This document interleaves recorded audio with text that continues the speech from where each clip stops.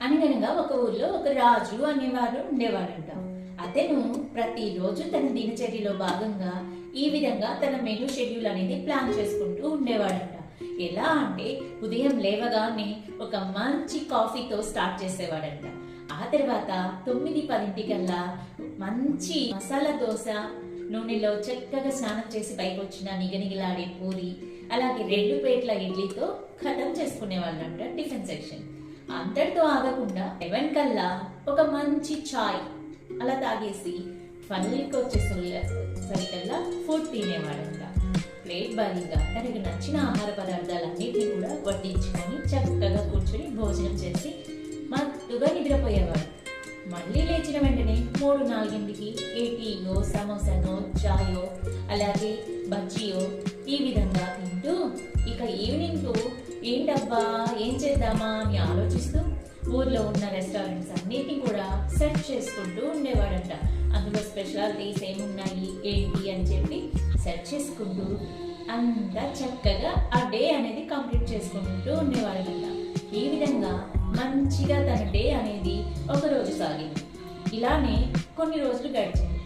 మరికొన్ని రోజులు గడిచిన తర్వాత అతని ఆరోగ్యం చాలా స్పాయిల్ అయిపోయింది. దీనికి కారణం ఏంటి అని డాక్టర్ దగ్గరికి వెళ్ళిన తర్వాత డాక్టర్ చెప్పిన సమాధానం ఏంటి అంటే తను తిన్న ఆహారమే ఇప్పటి వరకు తన లైఫ్ స్టైల్ కానీ తను తిన్న ఆహారంలో మార్పులు కానీ ఎలా ఉంటుంది ఏంటి అని కేస్ స్టడీ చేసి చెప్పారంట. ఏంటి నేను తిన్న ఆహారం నాకే ప్రమాదంగా మారిందా? అయ్యో ఎంత పని చేశాను, నిజమే డాక్టర్ చెప్పినాక కానీ నాకు అర్థం కాలేదు, ఇన్ని పొరపాట్లు చేశానా, నా లైఫ్ స్టైల్లో కూడా తిన్న క్యాలరీస్ని బర్న్ చేయకుండా కొంత కూడా ఎక్సర్సైజ్ లేకుండా అలానే ఉండిపోయానా అని చెప్పి చాలా బాధపడ్డాడంట.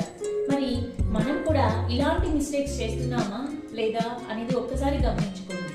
ఎవరైతే మన లైఫ్ స్టైల్లో ఫుడ్కి ఎంత ప్రయారిటీ ఇస్తున్నామో దాన్ని క్యాలరీస్ బర్న్ చేసుకోవడానికి వర్కౌట్స్ కూడా అంతే ప్రయారిటీ ఇవ్వాలి. తద్వారా టోటల్ డిఫరెంట్గా మన లైఫ్ స్టైల్ అనేది చేంజ్ చేసుకోవాలి.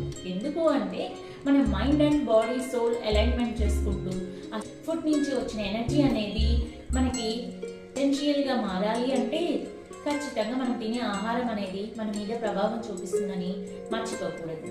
చాలా మంది కూడా చూడండి అన్నం తినే ముందు బ్రహ్మార్పణం చెప్పి తినాలి అంటారు.